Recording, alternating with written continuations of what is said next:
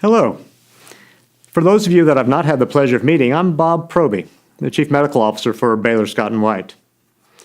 On behalf of the organization, I'd like to take this opportunity to thank you for coming and watching to educate yourself on evidence-based ways that you can help your patients in your practice with chronic pain.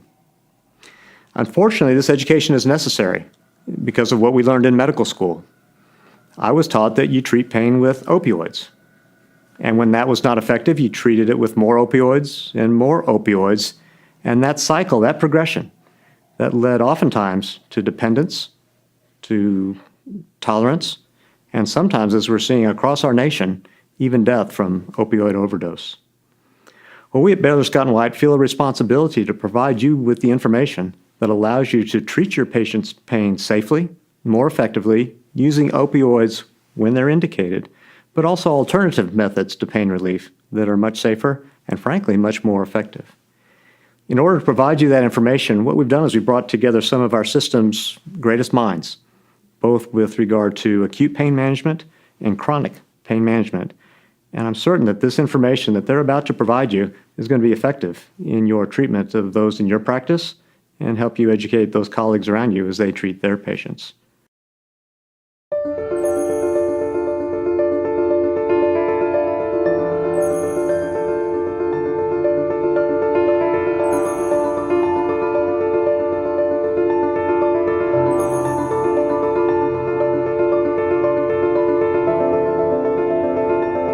Hello, this is Mike Reese and I'm here with Judy Embry.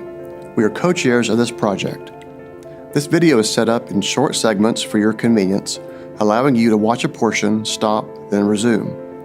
The first segment covers ambulatory acute pain, while the remainder focus more on chronic non-cancer pain. When you've completed the series, you'll be able to go back and review any segment you wish.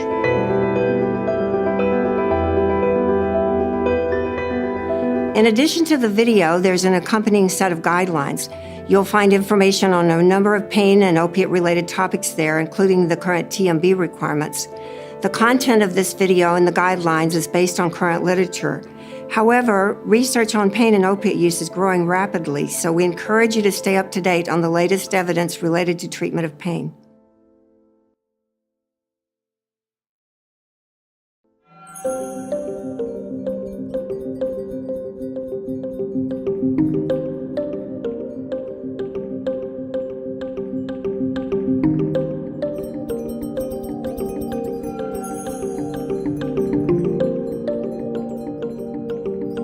Our predecessors addressed this in the Hippocratic Oath 2,000 years ago and warned against the twin evils of disease undertreatment and overtreatment that we now face with the worldwide chronic pain and opioid epidemics. And regardless of how we got here, we physicians are now forced to be much more cautious, making sure that we always use current, sound medical knowledge and judgment in patients with pain. We have to avoid the external pressures pushing us towards either extreme to achieve the balance of our institutional vision, which is providing safe, quality, and compassionate healthcare. You start by asking yourself several questions when you see a patient with a primary complaint of pain. What do I think is wrong with my patient? Is this degree of pain consistent with my experience and understanding of this particular illness or injury? What's the normal progression of this type of pain? Are opioids evidence-based for this type of pain? And what are the non-opioid alternatives that I can use prior to or concurrently with opioids? In most cases, acute non-cancer pain in the outpatient population can be treated effectively with non-opioid pain medications. Things like rest, ice, compression, elevation, and don't forget joint injections, trigger point injections, acupuncture, massage, TENS therapy, physical therapy, occupational therapy, exercise, cognitive behavioral therapy, sleep hygiene. Non-opioid medications might include things like acetaminophen, non-steroidal anti-inflammatory drugs, COX-2 inhibitors, anti-neuropathic anticonvulsants, antidepressants such as tricyclics or TCAs, topical analgesics like lidocaine or capsaicin, or any combination of these. Patients sometimes do present with more severe acute pain, whether from trauma, fractures, crush injuries, postoperative pain, or severe burns. In those cases, short-term use of opioids may be appropriate. Keep in mind that short-acting opioids are evidence-based for the treatment of moderate to severe acute pain. The key to safe, effective, evidence-based therapy is applying good judgment in what constitutes moderate to severe pain and what the appropriate duration of treatment should be. Typically less than 7 days, but 2 to 3 days is often sufficient. If a patient needs medication beyond the average expected time for the initial healing, reevaluate the patient prior to further opioid prescribing. Physical dependence, tolerance, and withdrawal can occur quickly with continuous use, so use caution during this critical time. You have to risk stratify patients based on what you learn in the initial assessment. Start with the patient's report of pain and consider whether the degree of functional limitation that the pain is causing. Determine if this is new pain or exacerbation of the patient's chronic baseline pain. Secondly, review the patient's medical history, including records from previous providers if possible. Also, perform a simple screen for substance abuse like the ORT screen. Individuals in active recovery are at high risk of being triggered by even small amounts of opioids, and you can expose them to undue risk with your prescription. Thirdly, identify other prescribed medications or conditions that contraindicate co-prescribing opioids. For example, benzodiazepines have a synergistic effect with opioids, and the current CDC guidelines recommend against co-prescribing due to elevated risk of sedation and overdose.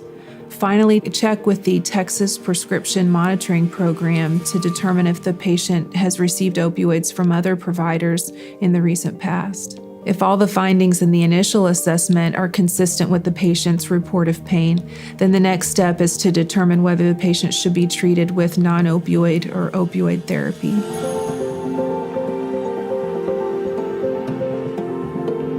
Place emphasis on what you are doing to treat their pain and use all non-opioid adjuncts that you think are appropriate. If necessary, explain why you're not going to be using opioids for them. After that, the most important component of therapy is setting up realistic goals and expectations. Explain the healing process and any activity limitations that they may have. Emphasize that maintaining function as close to normal as possible is the goal during their recovery. Reassure the patient that some pain is to be expected during this time of healing and that will subside over time. Over-the-counter pain medications provide a significant amount of relief from pain in many situations and can provide ongoing pain relief even after the acute injury is resolved.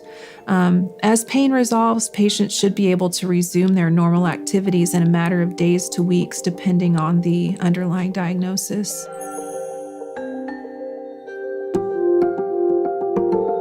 Communication is equally, if not more important, for these patients. Treatment without opioids is preferable, but this is just not possible in some patients due to the severity of their injury or illness.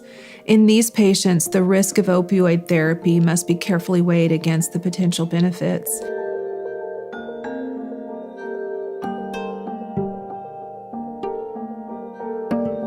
Many young people who develop opioid misuse say that they were never informed of these risks.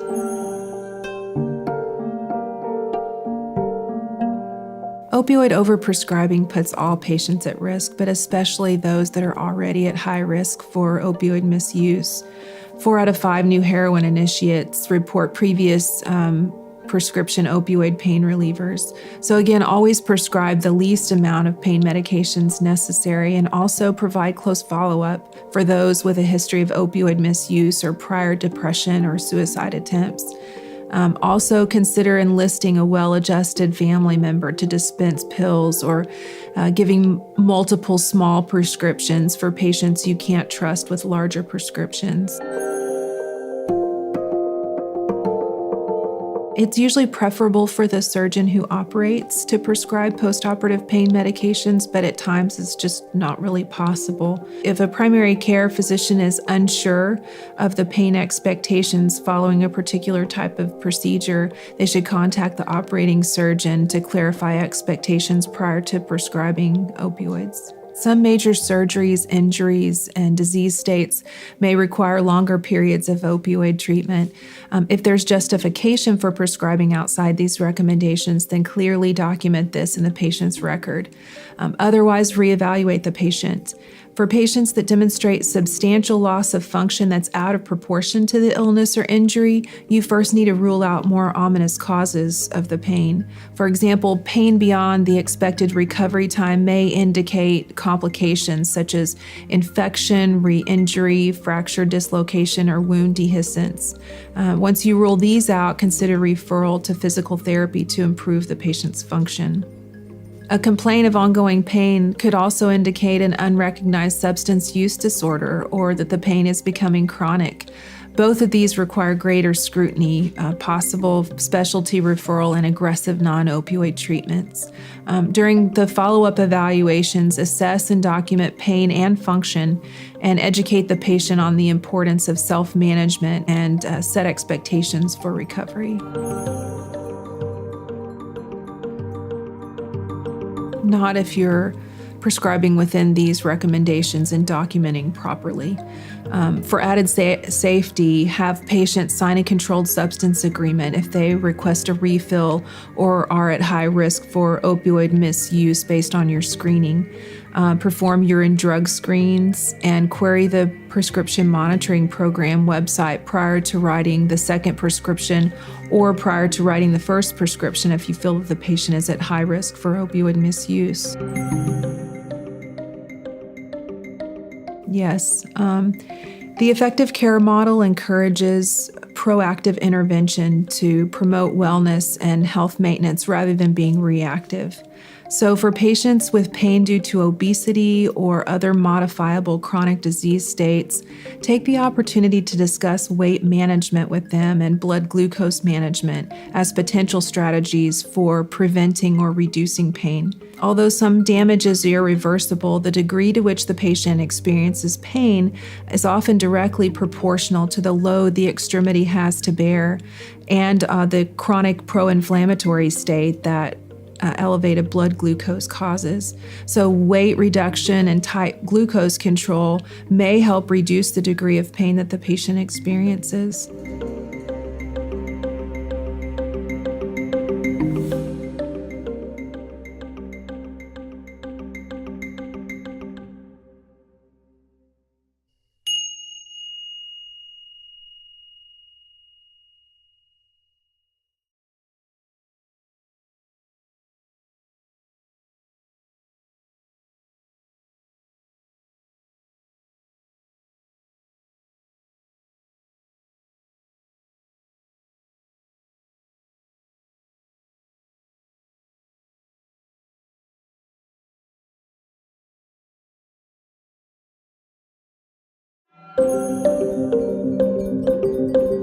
Over the years, it's been my observation that many patients with chronic pain feel quite frustrated by the lack of progress. They feel like they're just stuck in a cycle of medications and interventions, and they're seeking some kind of relief. For many of the patients, I do find that the old solutions have become the new problem. They become trapped with medication overuse, loss of productive activity, excessive resting, and frustration. In addition, I find often physicians feel trapped and frustrated by the same set of problems. I think this frustration also in part is a result of lack of clarity about the biological basis of chronic pain. Just as in this illustration from 1664, patients and their families believe that pain is a direct response to injury. They feel a desperation since the source of pain they feel must be found and fixed. If that can't be done, they feel like they're going to be trapped with unremitting pain and disability, or that they're just going to have to keep taking pain medications to dull it. So what I'd like to do is identify some key elements in the neuroanatomy and physiology of chronic pain. And I want to list 4 key ideas. The first key idea is that sensation is not perception. Another way to say it is pain is not a direct result of injury. Pain is actually just what your patient feels. If we look at the definition for pain by the International Association for the Study of Pain, it states pain is an unpleasant sensory and emotional experience associated with actual or potential tissue damage or described in terms of such change. It is both their description of sensation as well as their emotional reaction, which comprises pain. Even though patients may describe pain in terms of physical injury, pain is not identical or directly related to that injury or pathology. This confusion of understanding pain led to our discussion of pain as a fifth vital sign, which was helpful in highlighting the need to treat pain, but added to some new problems. All other vital signs are biological markers of physiology, whether it be temperature, blood pressure, heart rate, or respiration. Pain is not a biological marker of a physical function, but rather reflects a summary, subjective, active perception and experience. So pain's complicated. It's complex both due to changes in the peripheral nervous system as well as the changes that occur in the central nervous system. For this brief review of the system, I'll condense it and simplify it beyond what it is, of course, in reality. As illustrated in this slide, pain can be changed by primary hyperalgesia or allodynia surrounding the site of injury. The injury signal is also modified as it's transmitted by peripheral nerves through the dorsal horn and into the ascending spinal tract pathways. As one can see, ascending pathways interact with the reticular formation with the HPA axis, producing arousal in the nervous system. The signals are then evaluated and distributed through thalamic nuclei to the somatosensory cortex. But this transmission is not a one-way pathway. Pain perception is modified by a descending inhibitory control system, utilizing feedback from other neural circuits to either amplify or dampen pain signals at the area of the para-aqueductal gray or at the dorsal horn itself. Sean Mackey at Stanford's done a great deal of research on the central nervous system and how it processes pain. The animated drawing that we're looking at summarizes the role of multiple neuroanatomical structures in the processing and response to pain. Just notice a few of the structures involved. The role of the amygdala on the lower left-hand corner reflects the role of emotion, anticipation, and threatened reactivity involved in any pain detection. The para-aqueductal gray, immediately above that in the diagram, is involved in the production of endogenous opioids to alter pain sensation. Insular cortex is involved in integrating sensory stimuli, emotional reactions, and cognitive states, allowing persons to even empathize with the pain of others. Anterior cingulate gyrus registers unpleasant feelings when things go wrong, emotionally or physical, and the prefrontal cortex rationally evaluates pain and plans actions to reduce pain. So the whole brain is involved in detection of even acute pain. Summarizing, in 1968, Ronald Melzack and Patrick Wall postulated the gate control theory, in which they provided a model in which these multiple inputs came together to determine pain intensity and quality. 20 years later, Melzack summarized his conclusions based on his research. And now I'll read a short quote. "It is essential to remember that stimulation of receptors does not mark the beginning of the pain process. Stimulation produces neural signals that enter an active nervous system, which is already the substrate of past experience, culture, anxiety, and so on. Pain is not simply the end product of a linear sensory transmission process. It is the dynamic process that involves continuous interaction among complex ascending and descending systems." This complexity and challenges are only made worse in chronic pain. Ultimately, chronic pain is fundamentally different than acute pain because of neuroplasticity. With continued exposure to pain, the nervous system begins to change and adapt, producing new challenges for treatment. Chronic pain, as you recall, is defined as pain as benign or not a result of active cancer and has existed for probably 3 to 6 months. Chronic pain has become its own problem. It's rather like a fire alarm that is stuck on, but with no fire to put out. Its an annoying shriek and flashing light distract us and aggravate us rather than functioning as a productive warning. But chronic pain changes the nervous system. Let's look at 3 ways that this occurs. First, pain begins to be processed more and more by emotional circuits rather than just sensory discrimination circuits. In this wonderfully titled article in 2013, Hashimi stated their central finding, and this is a quotation: "Shape-shifting pain, chronification of back pain shifts brain representation from nociceptive to emotional circuits." fMRI data was used to compare where pain was processed in persons with chronic pain versus persons with acute pain. They found that brain representation for a constant percept, such as back pain, can undergo large-scale shifts in brain activity with the transition to chronic pain. Secondly, pain pathways begin to change both in the peripheral nervous system and the central nervous system.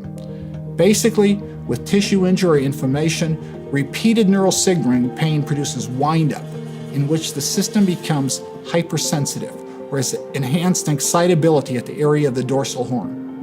As you can see in this slide, note that the vertical axis is pain intensity and the horizontal axis is stimulus intensity.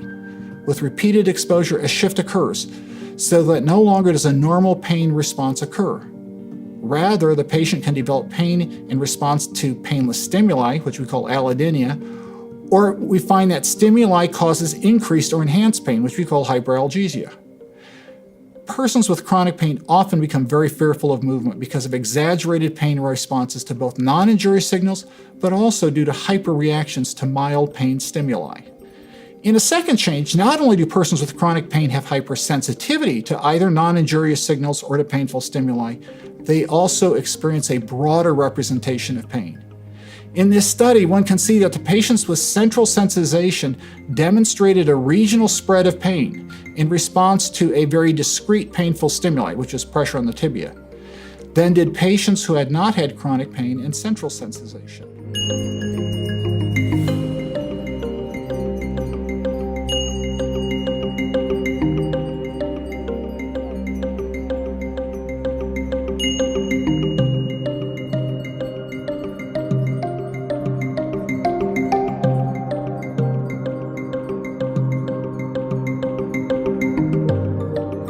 Some have even argued that with chronic pain, a central sensitization syndrome occurs as a result of changes in both the ascending and descending inhibitory systems. Certain factors appear to predispose or make our patients more vulnerable. These include past trauma, catastrophic reaction to pain, depression, anxiety, high life stressors. There is evidence that exposure to chronic pain reduces volume and density in gray and white matter.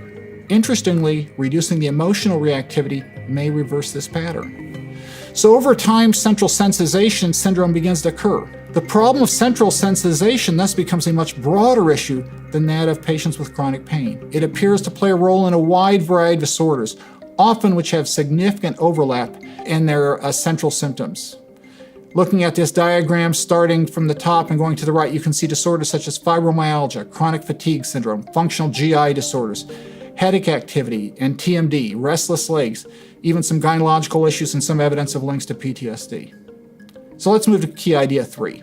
Key idea 3 is we treat pain behavior, not pain. Or in other words stated, pain is what our patient tells or shows you. In this light, we remember that ultimately the only indications of a patient's level of pain are the patient's verbal report or nonverbal pain behavior. To embed this statement in a larger model of pain, in this diagram we see that nociception or injury signal is at the heart of pain.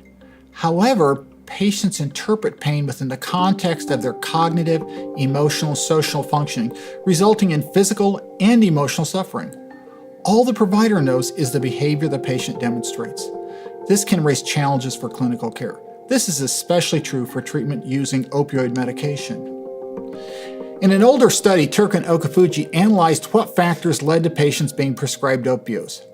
They found prescription of opioids was not dictated by pain severity, physical pathology, duration of pain, or demographic factors. In the best analysis, only observed pain behaviors were associated with opioid prescriptions. Basically, patients who demonstrate high pain behaviors were treated with opioids. This becomes a major problem when we're dealing with a medication class that has such a high risk profile. Risk for misuse to manage negative emotions, abuse for getting high, developing tolerance, addiction, and for diversion. In light of the complexity of pain mechanism experience, I'd suggest that chronic pain needs comprehensive goals and treatment. First, this comprehensive model makes sense if pain is understood in context. Pain is a biopsychosocial problem, an interaction of biological factors, psychological factors, and social factors, influencing pain and the result from pain. Treatment to be effective may need to attend to all three of these areas. Second, this complex nature of pain also suggests that pain may be best treated by a broad array of medications rather than the strict reliance on opioids. Medications can be chosen to impact both ascending and descending systems. Medications can be considered which address psychiatric issues, which are impacting perception of pain. Third, the literature also suggests that evidence-based approaches often are multimodal or interdisciplinary in nature.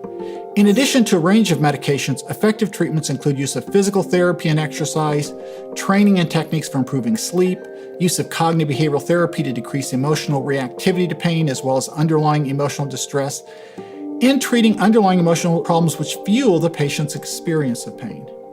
There's also some evidence for acupuncture and some of the interventional procedures. As noted in this table, multiple approaches were efficacious. It can be helpful to use this information with patients since they may feel they have no effective options other than pain medications and rest. In fact, as this table indicates, opioids are no more effective than other classes of medications and are probably less effective than physical activation and behavioral therapies. Finally, the neurobiology of pain also suggests that we may need to use different outcome targets. Ballantine, in a provocative piece in the New England Journal of Medicine, asked the question, is intensity of chronic pain the wrong metric? Let me finish by reading a somewhat long paragraph, but which summarizes the key ideas in this talk, connecting the biology of pain and desired outcomes. Ballantine suggests why decreased pain intensity may be a poor target for our therapies. Pain intensity ratings aren't necessarily a reflection of tissue damage. The intensity of chronic pain can't be reliably predicted from the extent or severity of tissue damage, since chronic pain is not determined primarily by nociception. Thus, over time, pain intensity becomes linked less with nociception and more with emotional and psychosocial factors. The titrate to effect principle fails when pain is chronic because our best chronic pain treatments don't produce an immediate or substantial change in pain intensity. Multimodal therapy encompasses behavioral, physical, and integrated medical approaches. It is not titrated to pain intensity, but has a primary goal of reducing pain-related distress, disability, and suffering. When it does that successfully, a reduction in pain intensity might follow. Or acceptance might make the intensity of pain less important to a person's functioning and a quality of life. Based on my 22 years of working with patients with chronic pain, it appears to me that this might be helpful to help patients set goals for their broadest based recovery. The more effective we can be at communicating an accurate biological model of pain to our patients, the more we can help both them, their families, and us as providers become unstuck.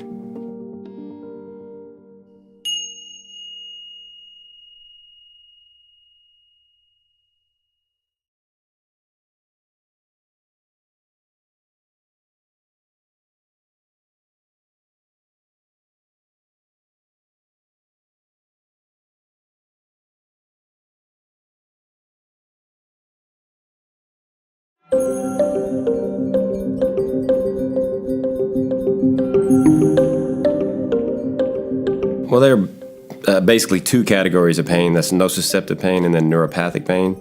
Nociceptive pain, if you will, is a normal process. It's when you have tissue damage or injury, which then initiates signals along normal nociceptive receptors. This is transmitted to the peripheral nerves and the spinal cord and then to the brain where it's processed. Examples of this are lacerations, fractured bones, some back pain. And in this category, we sometimes divide into somatic and visceral. So somatic is easy to describe, localize certain areas, whereas visceral, you've heard that word before, where it's difficult to describe, difficult to localize where it is. The second big category is neuropathic pain. This is an abnormal process, if you would. It's a damage, disease to peripheral or central nerves causing dysfunction. Usually it's described as burning, tingling, shooting, stabbing, electrical type pain. We then sometimes divide this into two other categories, peripheral and central. Examples of peripheral are diabetic neuropathies, metabolic neuropathies, peripheral nerve injuries, CRPS. Examples of central would be post-stroke, subarachnoid bleeds, multiple sclerosis, as well as spinal cord lesions.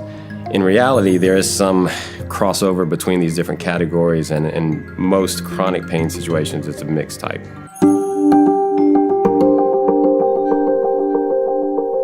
Once again, if you simplified it, nociceptive pain is kind of a normal process or normal pain. Neuropathic pain is an abnormal pain from damage to the nervous system. When we talk about centralized pain, it's not due to damage per se to the central nervous system, but it's how the brain processes these inputs. And in most situations, this is an exaggerated type of pain. This type of pain, the centralized pain, explains multiple different pain issues which don't have any objective findings, injuries, or diseases. Things such as nonspecific low back pain, fibromyalgia, irritable bowel syndrome, migraines. These are all symptoms that we all have at some point in our life, but in someone who has this centralized hypersensitivity, it becomes debilitating. This centralized pain typically develops over a long term. It could be from peripheral pain inputs or other types of pain inputs that have then become centralized. In most instances of chronic pain, there is some component of this centralization, and it doesn't per se that this centralized pain causes pain, but it will sometimes amplify it or over-exaggerate it. Just like other medical conditions, the more we understand about what contributes to this patient's pain, the better we can modify their treatment options. We then can specify what options may apply to this patient. They may respond better to certain procedures, medications, or a combination of these. For instance, somebody who has a peripheral nerve entrapment, such as after a hernia surgery, they may respond to an injection targeting that nerve alone, whereas somebody who has reached this centralized pain state or has any other kind of neuropathic state typically is going to respond more to a multimodal approach, which includes neuropathic medications, behavioral therapy, exercise. But in reality, most chronic pain is going to be a mixed type, and that's why you tend to hear us talking about a multimodal approach. In whatever treatments that we use, sometimes it's better not to concentrate on the patient's pain scale, but more to concentrate on improving the patient's overall function and also their quality of life.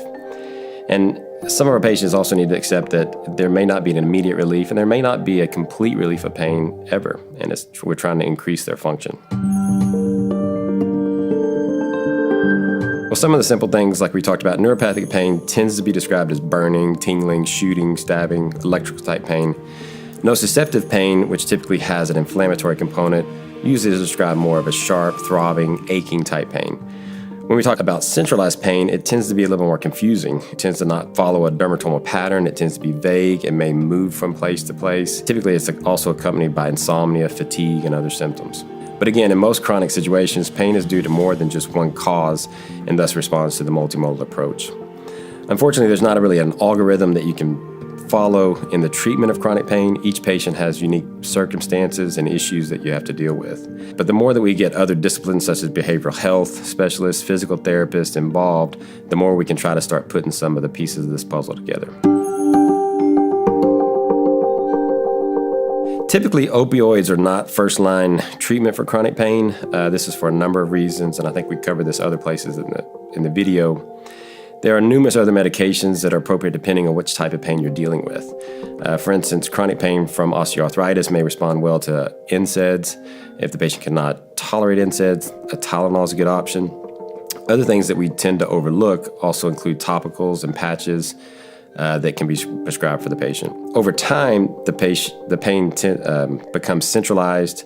If there are indications that you see centralization of this pain, or any neuropathic pain, antidepressants, anticonvulsants are a good option to add. Since there are more than one type of pain and each patient is unique, you may need to come up with a systematic approach for different combinations of meds to get the best effect. There's also a certain amount of trial and error determining the best combination. Patients should be advised that it may take several weeks at a decent dose to get the full effect. This chronic pain did not happen overnight, and we most likely will not come up with a plan overnight that's going to take care of it.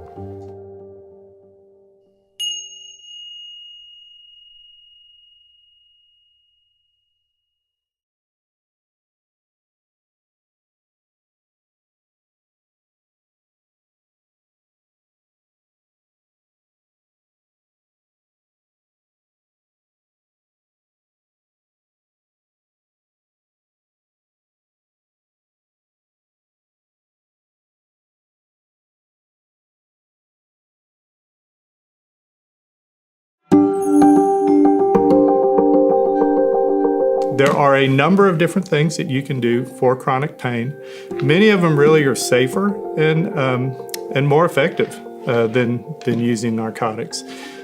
The key thing I generally tell my patients, we want to try to correct the underlying problem. We can mask it with medicine, but you're not making progress. We really have to kind of fix the underlying problem as much as we can. Medicines are fine, use them as an adjunct, but we really want to try to get to the problem itself and try to fix it as much as we can. However you want to view chronic pain, I think we all recognize there's a lot more to chronic pain than just, I broke my leg and it hurts. These are very complex problems. Typically when I see them, I'm looking at kind of the biomechanical deficits. In chronic pain, there's deconditioning, muscular weakness, decreased flexibility, decreased endurance, all these things that you see. It's much more complex than that though. There's also depression and anxiety, sleep disturbance, loss of familial roles, disability, and kinesiophobia. Sounds kind of funny, but it really is true. I mean, these patients are afraid to move because they're afraid they're going to hurt themselves. So we have to work through kind of all of those associated problems to really get improvement in folks with chronic pain. So kind of shifting and just doing a little hypothetical question, putting our thinking caps on. If I were to tell you that I could give you medicine that would do all these things you see, and especially for chronic pain, improving mood, improving strength, endurance, improving pain control, and it had minimal, if any, side effects, would you be willing to prescribe it to your patients? And if the answer is yes, which it should be, then why aren't you talking to them about exercise? Exercise really does all of those things. And it's something that, again, empowers the patient and gets them back in control of their own life. I think we all recognize, again, pain is a very complex problem. Very simplified. I tell my patients, the pain when your hand hurts, it's got to go from here up to the brain. So you've got peripheral input, you've got spinal, supraspinal input, and all of those things produce the phenomenon of pain. Exercise works on the musculoskeletal system. We all know that. You get stronger, better endurance, sensory input, coordination, all of those things. Works on the cardiovascular system, right? Improves the pump, improves the blood flow, but it also works on the brain. There really is a exercise-induced hypoalgesia. There are good studies that show after acute bouts of exercise and after chronic exercise, pain threshold increases. So really kind of better level of fitness, higher pain threshold, less pain. But the bottom line is the literature supports that exercise activates some of the endogenous pain modulation systems. The contributing factors include the release of endorphins, and we all hear about runner's high and endogenous opioids, and also activation of the spinal and supraspinal pain inhibitory pathways. So how come we aren't telling everyone to exercise? What are the barriers? Well, from the patient standpoint, there's a number of barriers. Doc, I hurt. It hurts me too much. I can't do it. I'm afraid to do it. I'm weak, I'm tired. As soon as I get started, I just bottom out. I don't have the education. I don't really believe that it's going to help, and no one's really told me how important it is. And then the big one, exercise being harmful. If I hurt, pain is a symptom that that something bad's going on. So if I start hurting more, I'm going to be harming myself more. So I can't exercise because I harm myself. And then depression, I can't get motivated. A lot of patients come to you, they really feel like there's nothing they can do. They want you to take control of their lives. They're unwilling to take control of their own life. Part of it is motivating, trying to show them that there are things they can do to improve their situation. And then lack of access, lack of support, lack of time. Hey, I don't have time, or I can't go exercise because I can't belong to a gym. Okay, well, why don't you walk? Well, I can't walk because my feet hurt. Okay. Why don't you ride a bike? Well, I can't ride a bike because I don't have good balance and it costs money. Okay. Well, why don't you get in the pool? Well, I can't do that because I can't drive to the pool. Okay. Sit down, pump your arms, do whatever. I mean, a lot of it, you just have to kind of be quick on your feet and be persistent. There's always an option. Barriers in the healthcare delivery. Other things that we're doing. Okay. We're doctors. We're experts on medications and procedures. We're not as familiar with exercise, and so we tend to tell people what we know. Poor communication between providers. We're busy. Sometimes it's hard to communicate. I think a lot of times we don't pay attention as much as we should to some of the psychological aspects as well.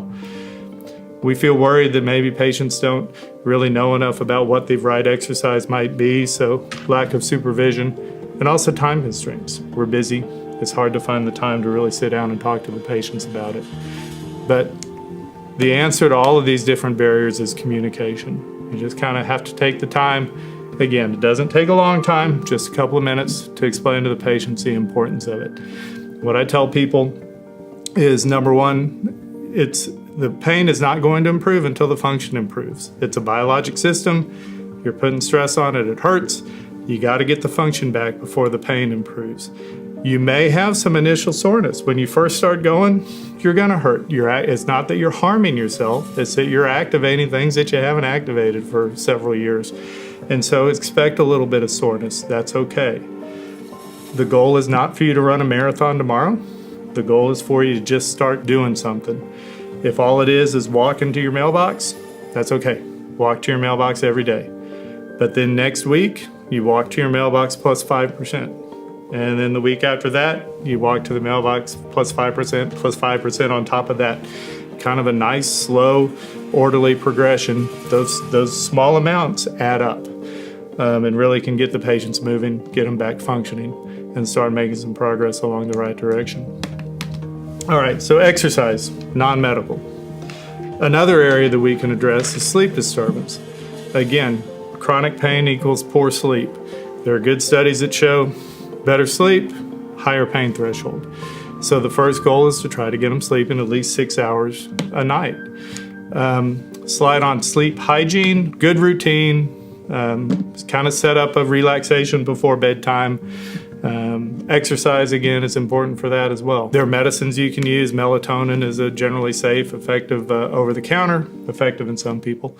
We'll talk more about some of the other medicines moving on. Stay away from benzos and antihistamines because of potential side effect and abuse. And then our Department of Psychology does have cognitive behavioral therapy for insomnia, so you can make a referral along those lines. All right, so we've talked, again, things the patient can do for themselves, exercise and sleep. Now talking about the stuff the doctors do, medications. Whole bunch of different ones out there. Let's start off with something simple, Tylenol. Easy to use, widely available. Got to be a little bit cautious with it, using it with non-steroidals. It can increase potential side effects.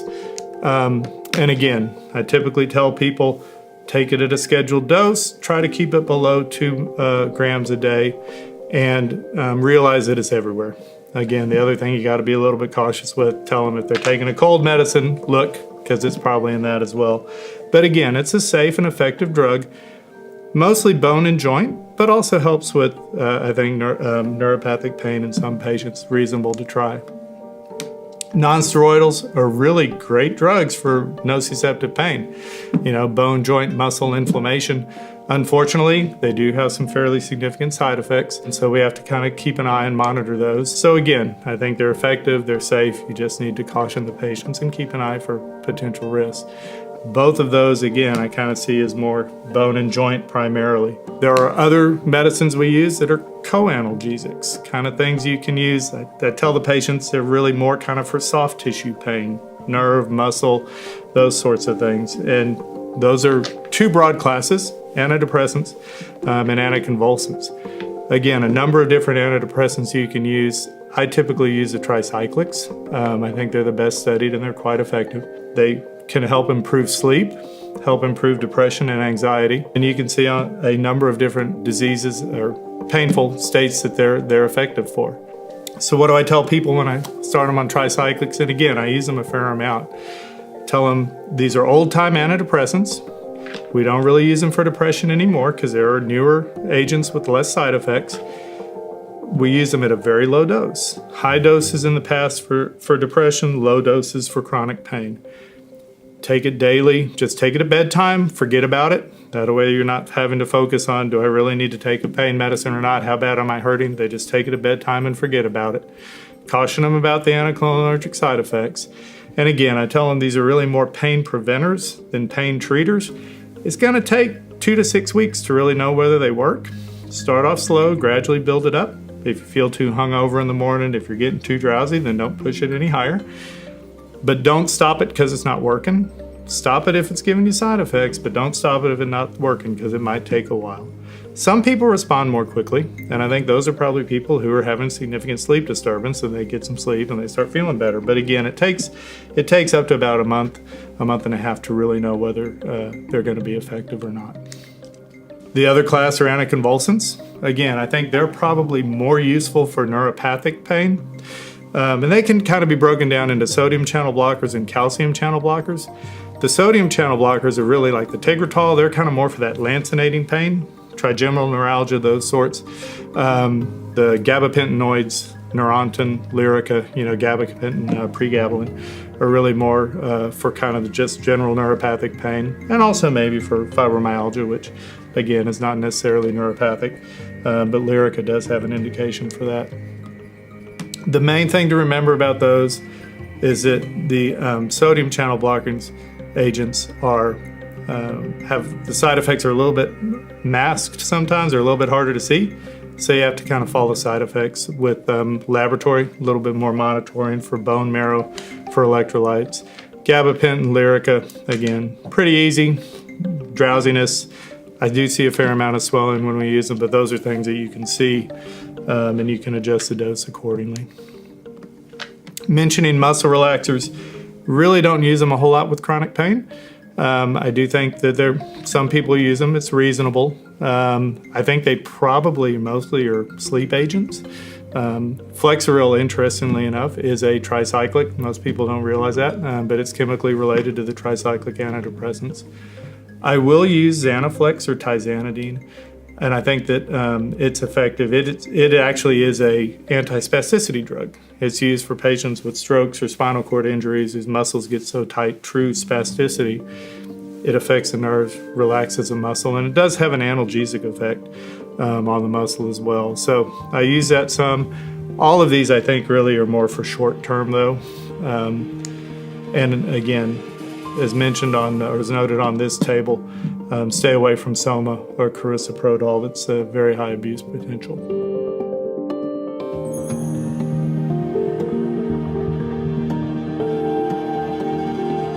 And so we want to close just by kind of going over the philosophy, kind of ways to just manage chronic pain. Number one, accept the pain is real. Patient comes to you, say they hurt, they hurt. You don't have to argue or, they hurt, so you accept that pain is real. We want to try to protect patients from unnecessary procedures and set realistic goals. Again, I tell people all the time that it's a biologic system. When you overload it, it's going to hurt. If the goal is to never hurt again, we're never going to reach that.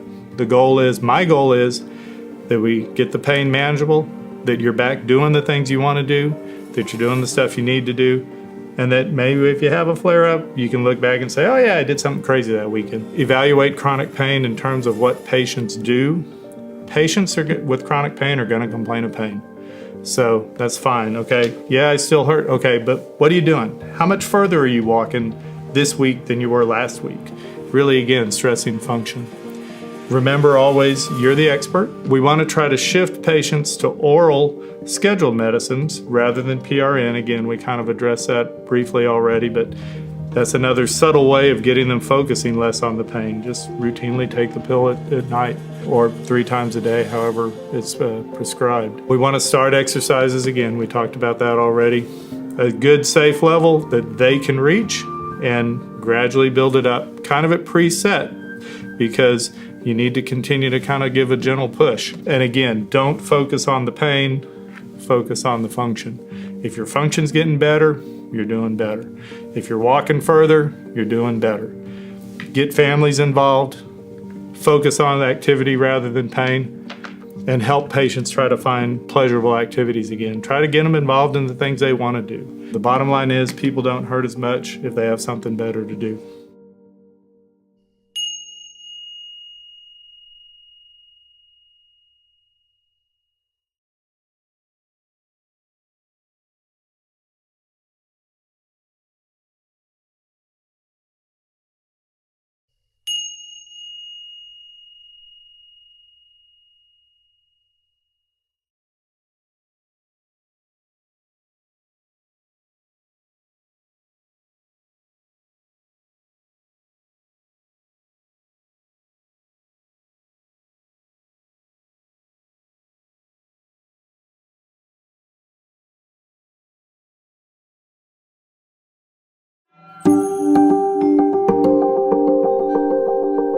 Hi, I'm Judy Embry. I'm here with Tim Clark. We're both PhD psychologists who have worked with chronic pain patients a long time. I think many physicians wonder how anybody could work just with chronic pain patients, but it's really been rewarding because when you get the right resources and the right techniques together, patients can really make substantial improvements in really dramatic periods of time. Throughout this video series, the viewers have been hearing that a multimodal approach is preferred for working with chronic pain patients. And as you said, we need to get those pieces together to do an effective job. One of the pieces that's been described several times is cognitive behavioral therapy. And I'm sure most physicians have heard of this, but probably not all know what it is, why it works for chronic pain, what it's used for, and more importantly, how do they get it for their patients. Yeah. It's really a technique and an approach which is built on a model of understanding people suffering as a result of a connection of their thoughts and behaviors. If you look at this diagram, you'll see that these various factors work together, influence each other, so thoughts, behaviors, emotions all work together. And so CBT involves a variety of approaches and techniques to help patients begin to understand and then to change behaviors and the thinking patterns which work against them. So that could include biofeedback, mindfulness, meditation, visualization, relaxation, the specific learning to change our thinking patterns, which we do in CBT, and even something called acceptance and commitment therapy, which is a newer therapy. There's also some specific ways and techniques that have been developed using motivational interview to help create conditions for patients where they're more likely to be able to make those important changes they need to make. So for example, a patient might have some increased pain one day and say, oh my gosh, I'm never going to get better. That thought, which probably is an exaggeration because they don't know the future, will then end up producing more depression, anxiety. That depression, anxiety then cause the patient to be demoralized and less likely to take the very concrete steps they could do to actually make their situation better and decrease their pain. So what we do is we give patients a simple technique. There's many ways to do it, but at its simplest, you're asking the patient, is this thought or reaction, is it, number one, is it completely accurate or maybe a little distorted? And number two, is it helpful or is it hurting you? And so they begin to learn how to replace the thought with a more productive or accurate thought, or they learn, as in mindfulness meditation, to realize it's just a thought, that the thought can come and go. It doesn't have to control them. We also get patients to work on their behavior, to begin work on becoming more active, to start scheduling, start figuring out what they used to like to do and beginning to rebuild that back in their life. Yeah, I find many times when we're working with chronic pain patients, they end up healthier in all aspects of their lives due to the fact that they had to deal with their chronic pain. All right, you've introduced the concept of CBT and described it and what it's used for example, depression, anxiety, stress. But something else that it's used for is trauma. And a lot of our patients with chronic pain also have trauma. Yeah. We know, obviously, that depression, anxiety are comorbid disorders with chronic pain. But there's a really interesting literature on the number of patients who present with chronic pain syndromes who have had a history of trauma. It seems to increase their risks for developing central sensitization and chronic pain. So this could be anything. It could be from a military experience, traumatic events in adult life, but it also is, interestingly enough, related to their childhood experiences, whether it be physical, sexual, emotional abuse, chaos in the home with alcoholism. Basically, what we think is all of these things affect the central nervous system, so it's now more predisposed towards going into these chronic pain conditions. I think that the key is it needs to be a part of an assessment because often it can be either the patient's unaware of its impact on them, or their reactions to the pain right now are influenced by them losing a sense of control, which they had worked really hard to regain earlier in their life. So the nice thing is that a lot of the same techniques that we use with CBT and other techniques for managing chronic pain, depression, anxiety, also are quite helpful for dealing with trauma. All right, now we need to talk about how our providers can get access to CBT for their patients. Obviously, if you are within a network of physicians that has mental health professionals embedded within it, that would be your first pass. What's been your experience of other options as well? Well, if I were a physician out there treating chronic pain patients, I'd probably try to explore, do some research and find out who's working with chronic pain out in the community. It needs to be someone who not only is well-versed in cognitive behavioral therapy, but also in some of these other techniques as well, but also with chronic pain. Right. And I mean, and that can be a range of people, from licensed clinical psychologists, licensed clinical social workers, licensed professional counselors. But sometimes there's even limited resources that way. And you may want to look at, is there a university there where there's interns? Because very often some type of medical psychology is part of those training programs as well. Yeah, and some of them have clinics that are available to the public that are sliding scale or low cost. Yeah. So that's another option. When one is enduring chronic pain, it pushes one to almost do anything to be able to eliminate it. My name is Yolanda Prevost-Lyons. I've always prided myself on education, being successful, assertive, just being a go-getter. But once I was introduced to chronic pain, it rocked my whole world. After a year and a half and 5 surgeries later, I lost my job and still living in chronic pain, and my world financially began to plummet. For the person who's I'm talking to today, I just want you to know that you can get your life back if not only do you include the medicine for a limited time, but if you would include counseling. And a recommendation from my doctor at Scott & White for counseling saved my life. After several sessions of talking with my psychologist and going through several of the techniques of what I call renewing my mind, I got my life back. I began to decrease taking the medication, and I began to actively exercise and repeat to myself that I would not allow this to empower me anymore, the chronic pain that is. From maybe 6 months of sessions, 3 to 6 months, I didn't want to take my life. I wanted to live again. I would admonish everyone who is dependent on any type of pain reliever to be able to get counseling. I would admonish physicians or anyone else who's listening to this to do both. In the longer term, I wasn't complacent. I didn't want to stay in bed. I got up and I actively wanted to win. Today, I'm a business owner. I got my life back. I feel that everything that I worked for did not go down the tube. I would hope that everyone listening will embrace the idea of mental health and medicine together in order for that patient to be successful. Thank you.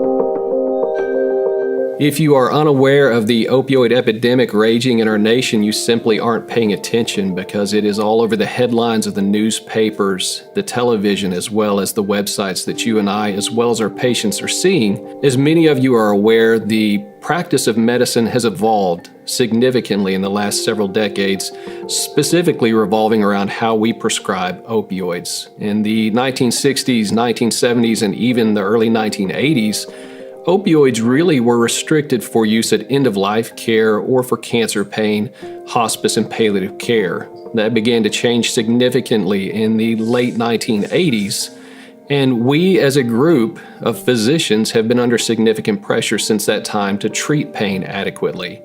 We're graded routinely based on patient satisfaction.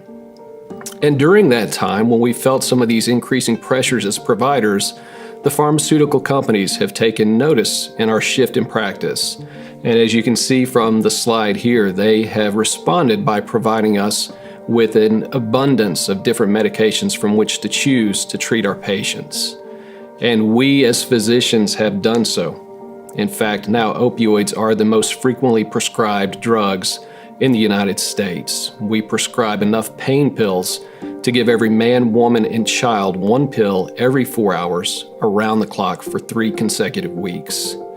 And as we've seen an increase in the availability of these addictive substances, we've also seen an increase in the abuse of the medications as well as addiction. In fact, the number of people with a substance abuse disorder now exceeds the number of people diagnosed with cancer of any kind. And as abuse and addiction has risen, so have deaths associated with the use of these medications. It's estimated now that 75 people die each and every day from an overdose. That's 1 every 19 minutes. I want to introduce you to a couple of people just to make sure that you all feel the same level of interest that I do in this topic. This is Dr. Tom Frieden. He's the director of the CDC, and he is keenly aware of the opioid epidemic, and he feels that he has identified the driving factor in this problem. And his idea is that that factor is you and I, as physicians. He's labeled this as a doctor-driven epidemic. If I still don't have your attention, let me introduce you to Dr. Lisa Singh. She is the first physician who has actually been convicted of second-degree murder for recklessly prescribing opioids, all revolving around the deaths of 3 of her patients. So before we go any further, let me just say today we're going to discuss the CDC guidelines and some of my own practice habits to safely and responsibly prescribe opioids. But let me be clear, the CDC guidelines are not intended to affect the care of those patients who are undergoing palliative care, hospice, end-of-life care, or cancer pain. In fact, they only briefly touch on acute pain, and they really mention nothing about surgical pain. The CDC guidelines are really meant to specifically affect how we treat the routine chronic pain patients. And in doing so, they have been very clear to tell us opioids are no longer to be the first-line therapy in the treatment of this patient population. In fact, we should consider opioids only after we have exhausted many different treatment modalities, things such as physical and occupational therapy, NSAIDs if they're not contraindicated, oral steroids or topical medications, of which there are many different varieties available to us, chiropractic care, including acupuncture, potentially TENS unit, exercise therapy, psychologic treatment as far as cognitive behavioral therapy, some of the feedback relaxation techniques. And if all of these have failed, consideration of referral to an interventional pain physician or one of our surgical colleagues. So if you've exhausted all of these different options and you're still considering opioid therapy for your patient, the CDC guidelines say that we first need to establish and measure the goals for our treatment. And that includes measurement not only of the pain score, but also of the patient's functionality. The function is a very key component because, as you can imagine, if the patient improves their functionality and increases their activity level, they may have some mild increase in their pain. If you have identified these patients and you still are considering opioids, you need to discuss the realistic benefits and, more importantly, the risks of these medications. You also need to identify those patients who are at high risk for misuse, abuse, and overdose. There are a lot of different tools available to us. The SOAP questionnaire is one. The opioid risk tool, or ORT, is another, and I'm going to discuss that one specifically because this is the one that we utilize in our own clinic. Basically, this is a brief self-report screening tool designed for use with adult patients in primary care settings to assess their risk for opioid abuse in those individuals being treated for chronic pain. The patients are categorized as high risk, mid risk, and low risk. Those at high risk category have increased risk of aberrant behavior within 1 year if utilizing these medications. The ORT can be administered very quickly, typically in less than 1 minute. And the tool should be administered to those patients at the initiation of opioid therapy and then intermittently thereafter. Once you have done this, so you've gone through your opioid risk tool, if you still feel that your patient is a candidate for opioid therapy, you need to address specifically things that could set your patient up for an accidental drug overdose. And some of the things you need to specifically discuss are concomitant use of sedative medications. Specifically, the CDC guidelines tell us that we should not utilize benzodiazepines in conjunction with opioids. Also, illicit drugs and alcohol should be avoided in these patients. Other sedative medications, things like Soma, a sedative that's used as a muscle relaxer, sleep aids such as Ambien, even Benadryl or cough syrups could potentially increase your patient's chance of an opioid overdose. Once you have identified those patients who may be high risk, and you've decided to continue on with your therapy plan, which may include the use of an opioid, you need to then discuss a controlled substance agreement with your patient. The controlled substance agreement has to have some of the following key elements, and in fact, this is very important. Key elements would include things like the patient must receive their opioids from only one provider. They should utilize only one pharmacy to fill all of their controlled substances. It should say that the patient will take their controlled substances only as you prescribe, and that they will not be given early refills for those prescriptions that may have been lost, misplaced, or damaged in any way. Also, the agreement needs to say that the patients are not going to take their controlled substances that are not being prescribed to them, whether that's from a friend or a family member. The patients will not use illicit drugs or alcohol in conjunction with their opioid therapy. It also needs to say that the patient may be notified that they have 24 hours to present to your clinic for a random pill count and a random urine drug screen. You need to let the patient know that you will be utilizing the prescription drug monitoring program and will be looking at that report with some frequency. Also, you need to make sure the patient's aware they are not to share their medications with anyone else, whether that's friends or family members. Once you have completed your controlled substance agreement with your patient, you need to approach the topic of urine drug screening for your patient. The purpose of urine drug screening is twofold. First, we are to identify those patients who may be using an illicit substance or alcohol in conjunction with their medications. Also, you want to confirm that your patient is taking the medication that you are writing. Typically, this is going to entail collecting one urine sample, ideally at your facility where you practice, and sending this in for a basic urine drug screen, which should catch any type of illicit substance as well as alcohol, and then sending the sample off for quantitative testing, looking for small amounts of not only the substance that you are writing, but also the metabolic breakdown products of that medication in your patient to verify that they are taking the medicines. Each institution has a different way of ordering these tests. They'll also potentially be sending these labs off for quantitative testing for not only the medication you're prescribing, but also for the drug's metabolite within your patient. You need to then discuss dosing guidelines specifically with your patient. The CDC guidelines recommend that we use immediate release opioids only with the initiation of opioid therapy. There really are no situations in which we would give a sustained release opioid with the initiation of narcotic therapy. You need to start low with your dosing and go slow, reassessing for individual risk versus benefit, trying to maintain your dosage at 50 milligrams of oral morphine equivalent per day or less. Rarely should we go over 90 milligrams of oral morphine equivalents in your patients. The reason is shown here graphically.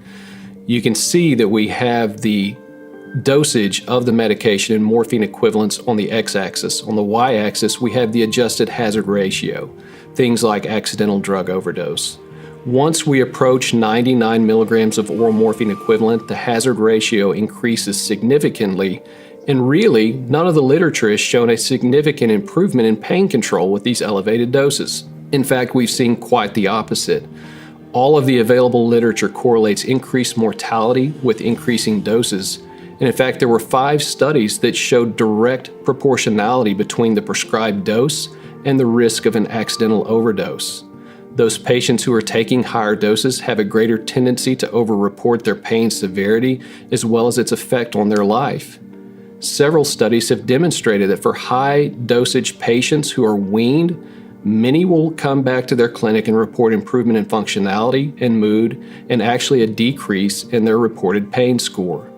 Those patients who are receiving 100 milligrams of oral morphine equivalents per day have a 9-fold increase in their chance of overdose. Most of those overdoses are medically significant, and 12% of them are actually fatal. So you can again see the importance of maintaining your dosage within the recommended parameters. We need to maintain an ongoing assessment of our patient and discuss an exit strategy with your patient regarding their opioid therapy. We need to evaluate the benefits and harms of continued therapy face-to-face with our patients at least every 3 months. At that time, you should check your state's prescription drug monitoring program, again assessing to see if your patient may be receiving other medications that could be sedating or opioids from another provider. You need to continue that practice again at least quarterly with your patient. With the initiation of opioid therapy, you need to discuss what your exit strategy may be, when you will start to consider weaning, tapering, and eventually discontinuing these medications, and then discuss that again at each office visit with your patient. I've included a list of references for your review. Thank you very much for your attention.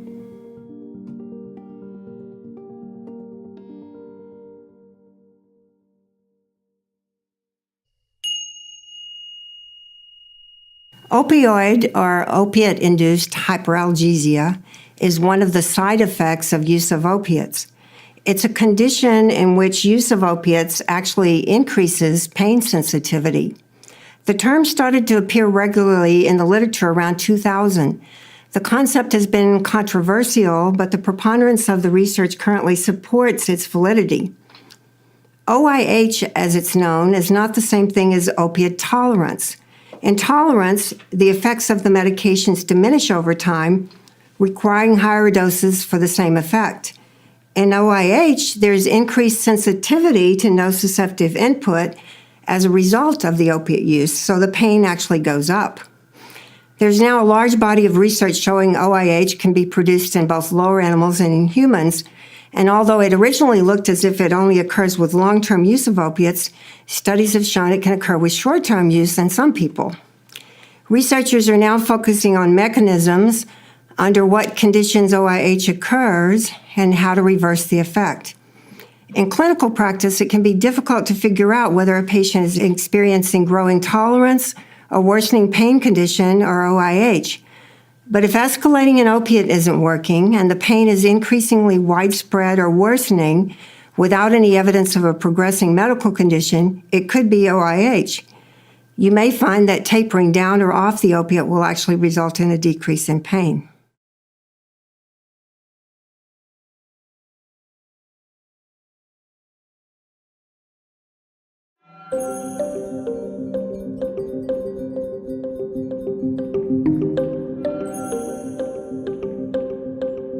There could be several reasons why somebody might want to taper a patient off of opiates. One, if the patient's not improving in their daily life as far as their functioning, or if they're not improving in regards to their pain. Also, if they happen to be declining in how they're functioning, or if their pain is getting worse, we probably want to take them off of the opioids and consider other options. Sometimes folks can develop a tolerance, and when that happens, we likely need to bring them down off of the opiate and look at treatment of other sorts. Certainly, if a patient has broken a controlled substance agreement with a provider, we want to look at taking them off of those opiates. And then, of course, if the patient's developed an opiate use disorder, or what we commonly refer to as an addiction, we would want to look at taking them off of those as well. Well, no, dependence and addiction aren't the same thing, but we often use the terms interchangeably. They're two separate and distinct entities, in fact, and it is important to make a distinction for several reasons. Putting a label on somebody or using the term addiction instead of dependence can affect the patient's ongoing care in the future in a medical system. It can affect the physician-patient relationship. It can also dictate treatment. Dependence is the appearance of specific physiological signs and symptoms following abrupt cessation of chronic administration of either long or short-acting opioids. So, in other words, withdrawal signs. The onset of these symptoms occurs within about 6 to 12 hours of the last dose of a short-acting opioid. The acute symptoms of opiate withdrawal gradually abate over about 48 to 96 hours. These include things like musculoskeletal aches and pains, chills and sweats, piloerection, rhinorrhea, nausea, vomiting, diarrhea, lacrimation, mydriasis, restlessness and irritability, anxiety, and insomnia. And it's important to note that some of these symptoms can persist for up to 3 months or longer. Just because they get past that acute period doesn't mean that they're completely out of the withdrawal. Most frequently, you'll see insomnia, restlessness, irritability, and an inability to concentrate continue. We want to emphasize that withdrawal from opiates is not deadly in an otherwise healthy patient. We contrast that with benzodiazepines, which actually can be. And then also to point out the dynamics and intensity depend on the opiate that was used, how long they've been using it, and at what doses they've been using it, and then also just individual genetic factors of the patient. As far as addiction, so all people requiring opioid agonists on a chronic basis will develop tolerance and dependence, but most people taking these medications don't develop an addiction.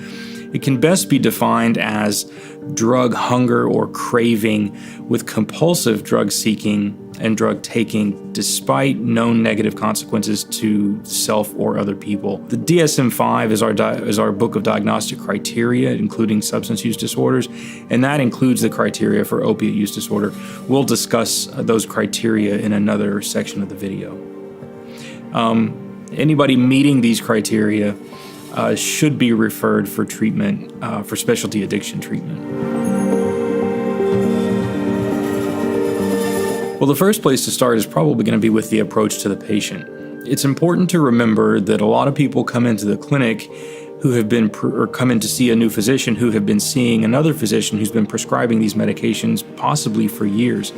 And during that time, they've been told that these medicines are going to be helpful or treat the illness that they're treating. The patients may not understand that the approach to the treatment of chronic pain has changed, over the course of the last 5 or 6 years. So it's very important to be upfront with the patient, to discuss a taper plan with the patient before you actually start it. So one strategy is to set a date with the patient in the future to actually start the taper rather than doing that at your first or second visit sometimes.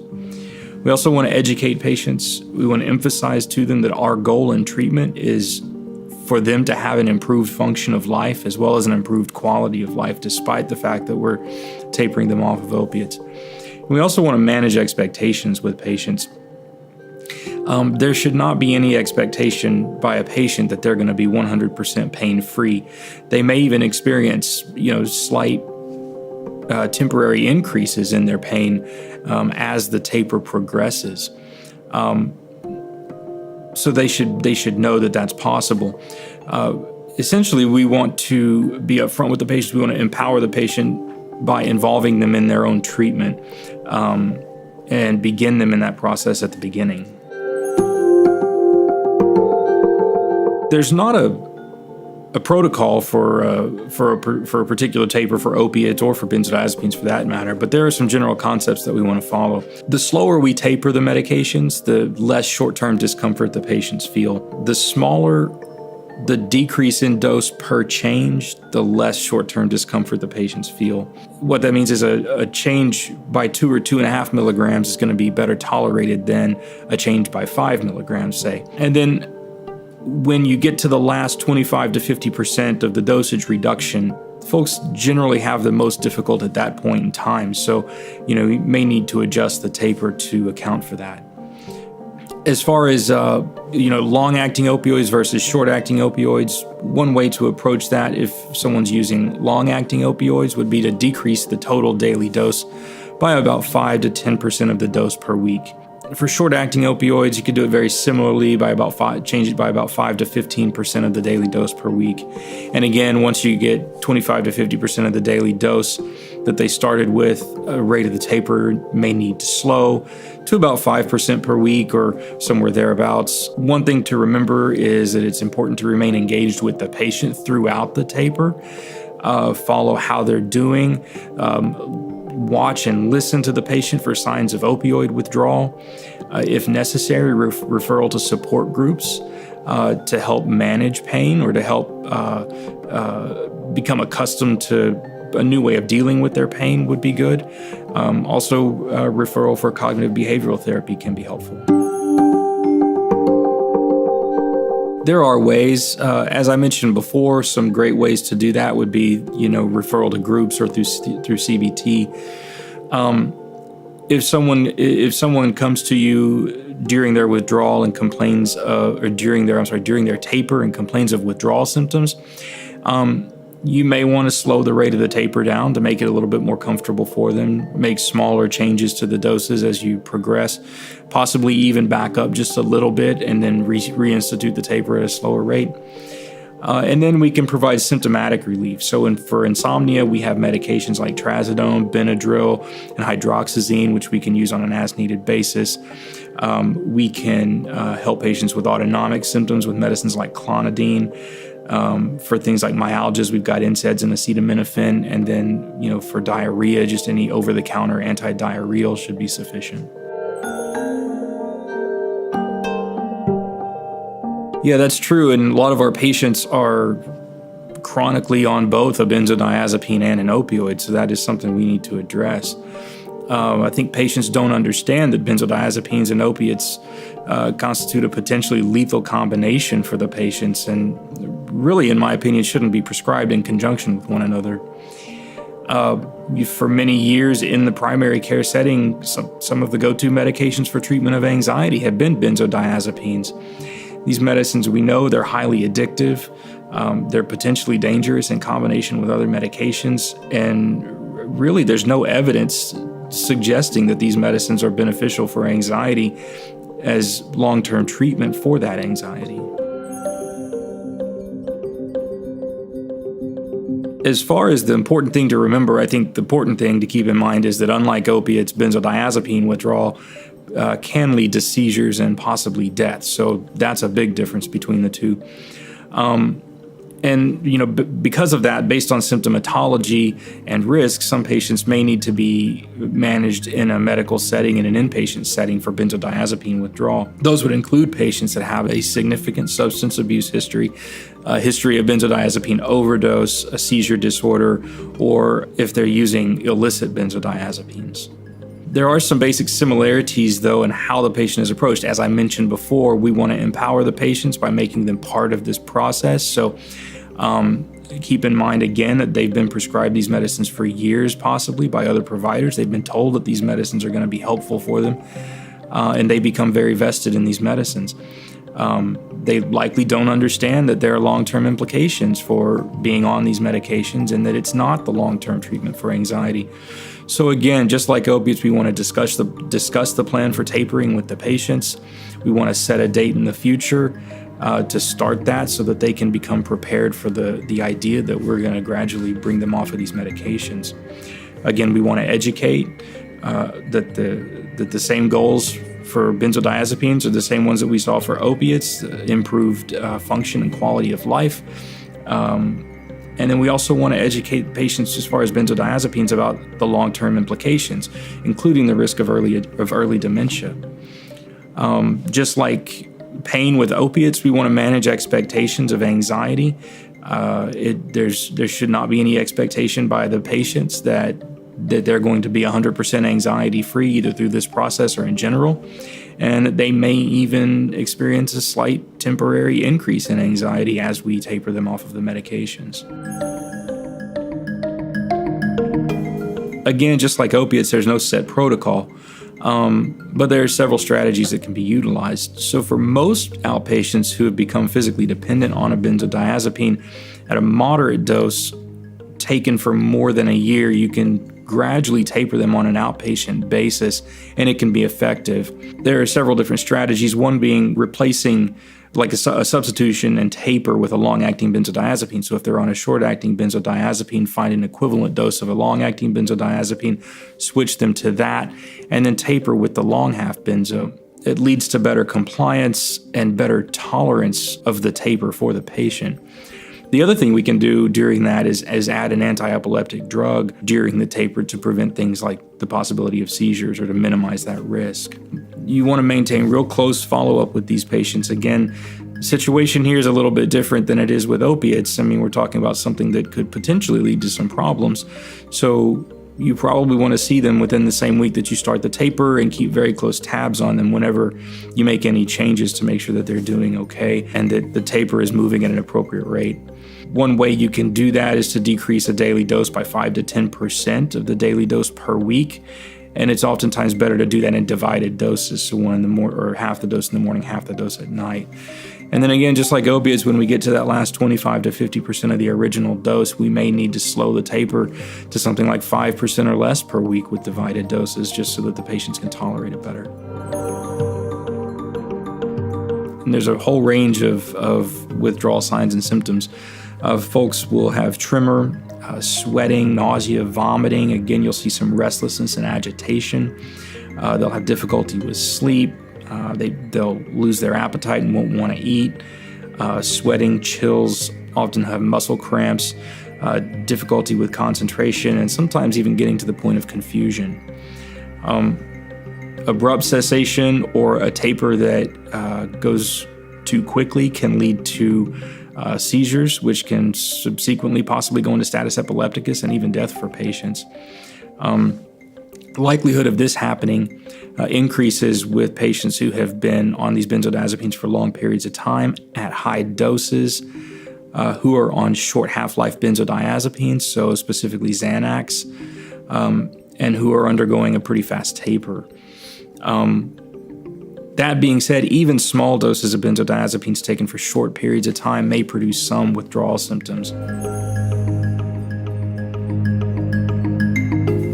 Certainly, it should be mentioned again that if there are indications for either of these substances, for addiction to either of these substances, the patient should be referred for evaluation and possible treatment to an addiction specialist.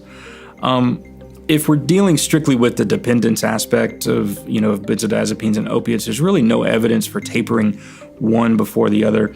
All things being equal, it probably makes good sense to start with the opiate and then proceed with the benzodiazepine once you've successfully gotten the patient off of that.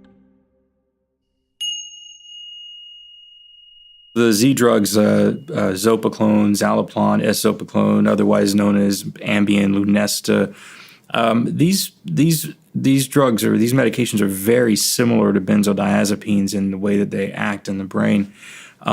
There's a misconception that these medicines are not addictive and not habit-forming. That's not particularly true. Folks can develop some physical dependence to these medications, and they certainly do have abuse potential.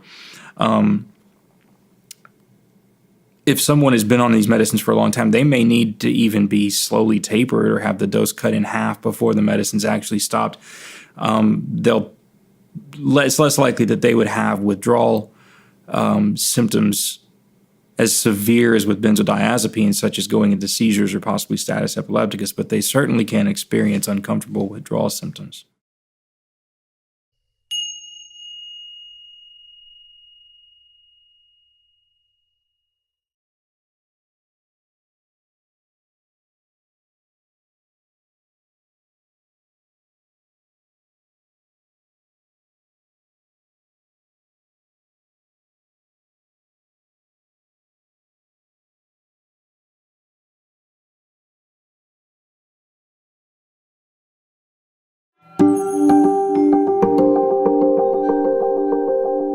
Hi, I'm Dr. Amber Wittenberg, and I'm here to discuss interventional pain medicine. Today, what I'd like to discuss is when do you refer to interventional pain medicine, and what do you expect once you have a patient who comes to the clinic? What are the treatment options that we have available? There are a number of patients that would benefit from a referral. Patients that require referrals are usually patients that have some limitations in their overall function because the pain is limiting what they can do. These patients have tried a number of multimodal treatments or conservative treatments, and unfortunately, they haven't been successful. There's also a group of patients that have seen a surgeon. They've discussed surgical options, but for one reason or another, they're not ready for surgery and they want to look at another option. It's important that as a primary care provider that you also help develop expectations for these patients, not only from why the patient is being referred, but also what do they have to expect once they go to a pain management facility. It's important that the patients understand that you're referring them to help develop a more comprehensive evaluation of their symptoms and to develop other treatment plans or options. You are still going to continue to monitor that patient, and we will be in communication so that we can develop a comprehensive treatment plan Our goal is to reduce their pain and to provide as much improvement as we can. Unfortunately, we can't always provide complete relief of the pain. When we do our treatments, the plan is to utilize a multidisciplinary approach. We are one piece of the puzzle. We will be utilizing physical therapy. We want to make sure that patients are engaging in their care, that they are working on exercise programs, both with a physical therapist as well as a home exercise program to improve their function. We have a lot of patients that, along with pain, they develop anxiety or depression. Pain is very emotional, and sometimes they need help with developing ways to cope with these conditions, and we work with pain psychologists in order to also improve their symptoms. When it comes to medical management, we try to utilize a non-narcotic treatment plan. We, as interventional pain management, do not taper opioid medications, and we do not treat the substance abuse disorders. Once we have all the information and we have developed a treatment plan, we will discuss several different interventions that can be utilized. For musculoskeletal pain, patients have responded well to localized treatments such as trigger point injections. We also have a number of patients that respond to nerve blocks. We do nerve blocks for a number of conditions, from occipital nerve blocks that can treat headaches to patients that have more specific nerve pain from surgical complications where they may have had ilioinguinal neuralgia, and we do localized treatments using ultrasound guidance. We also treat joint pain. We do a number of joint injections that we utilize steroid injection under a fluoroscopic guidance. For knee osteoarthritis, we also do viscosupplementation that can be a very effective treatment. For patients that have degenerative disc disease or radiculopathy, we also do epidural steroid injections. For patients that are not responding to epidural injections, surgical treatments, medication management, we do have treatments that can be a little more advanced, such as spinal cord stimulation. And this is a treatment that patients have responded very well to. When the patients present and we develop a plan for interventional treatment, most of the time we do a treatment and then we reevaluate them in 4 to 6 weeks. Most patients require more than one treatment in order to improve their pain. However, there are some patients that no matter what treatment we provide, their pain continues. These patients may later need to be referred to surgical options or possibly back to the primary care provider because we have exhausted all of our treatment options.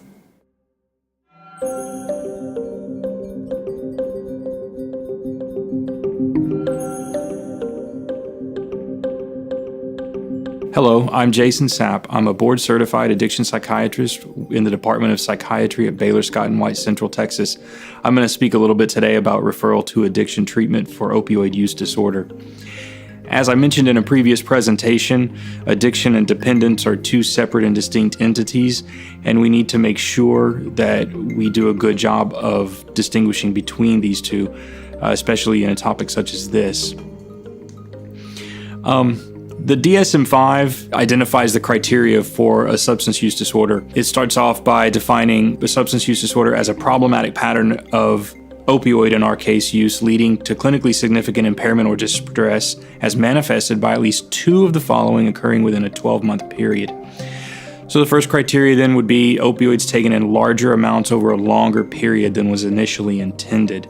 There's usually a persistent desire or unsuccessful effort to have cut down or controlled the opiate use in the past.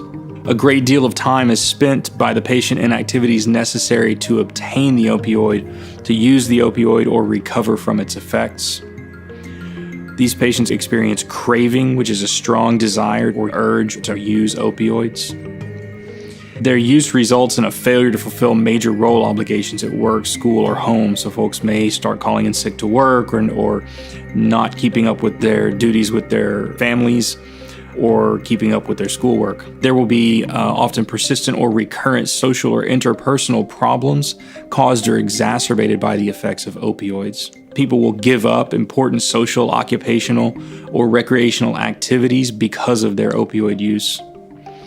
They'll continue to use in hazardous situations, such as driving under the influence.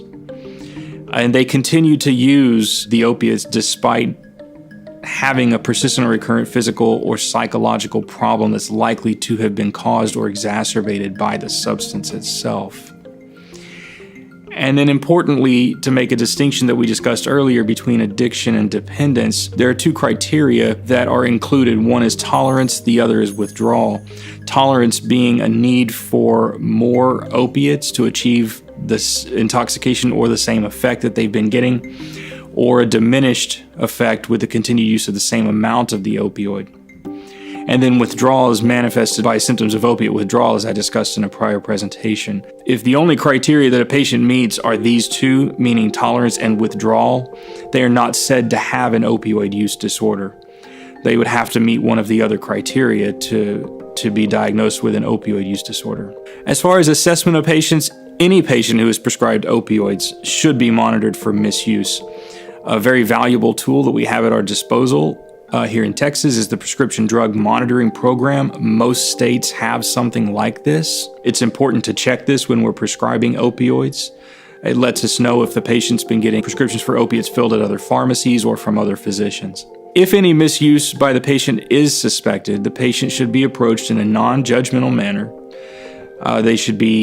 You should let them know that you've recognized that there's a problem, and they should be willing to seek treatment. If it is determined that the patient may meet the criteria for an opioid use disorder, referral to specialty addiction treatment should be considered for that patient. Before the referral is placed, it's really important to discuss with the patient the reason for the referral.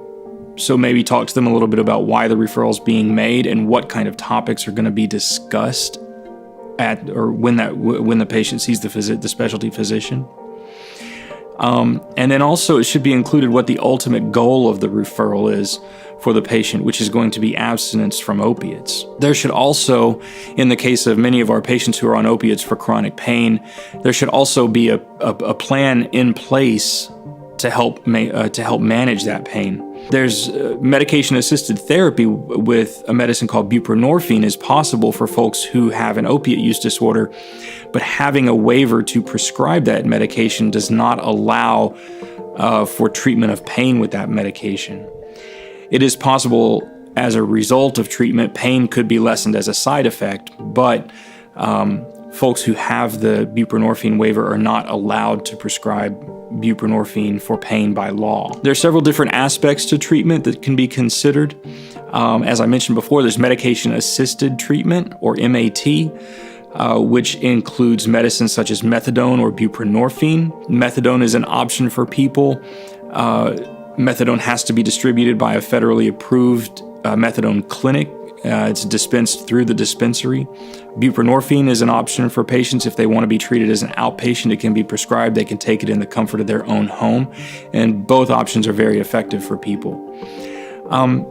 Depending on the severity of someone's addiction, they may need intensive treatment, such as an inpatient substance treatment program, a typical 30-day or longer program. Some folks may be able to do just an outpatient treatment, an intensive outpatient program that goes for 5 or 6 weeks and meets multiple times a week. If a opiate use disorder is suspected, a referral can be made so that the patient can be evaluated for the appropriate treatment, and then placement in that treatment can be facilitated by an addiction specialist.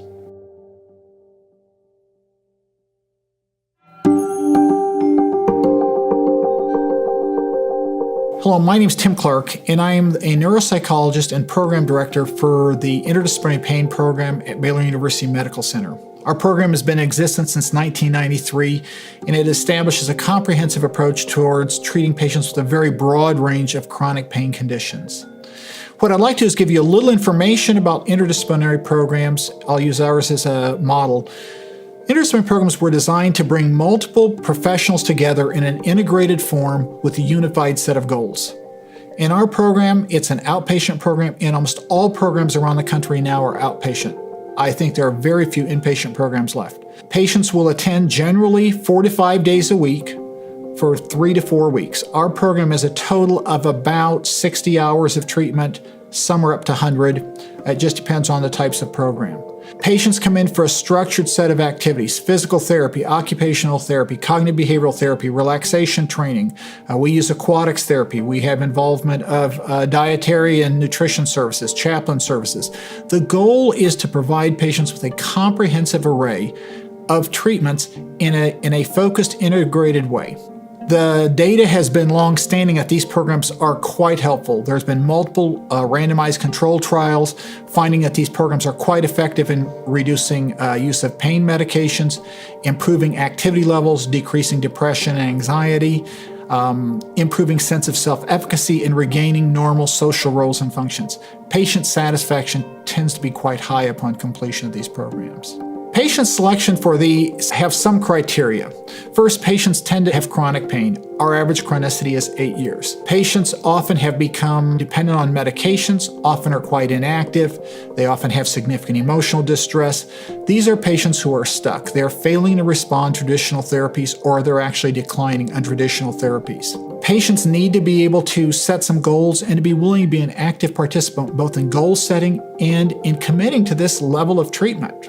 The other thing is patients need to be able to be independent. They need to be able to participate in small groups. Most programs of this type contain some combination of individual therapies as well as some group therapies. However, not all patients are able to attend a program like that. If that's the case, there's two options. One is patients can be referred to those centers, and those patients can stay in a local hotel, or if they can, or they may have family members in the area, and that's something that we commonly do. A second option for patients is to work with their team here to have an integrated plan of care in a collaborative model in which psychologists, physical therapists, and physicians, and even other providers have a unified set of goals and open communication. In my experience, the critical component with this is that the patient has a sense that there is a unified set of therapies towards a unified goal. I also feel like almost all of these therapies do best when you have well-defined outcomes. In essence, it seems to me that if you have patients who are struggling and that you're struggling with, getting interdisciplinary care either through a standard program like ours or getting them involved in some collaborative approaches here in the area can help you to get patients to be more active, to decrease their pain suffering, and allow them to be a more productive participant in their treatment and their medical plan. It's been my experience in working with many physicians over the years that patients following completion of this kind of treatment will be easier to work with because they understand the model. They understand the central role they have in regaining their quality of life.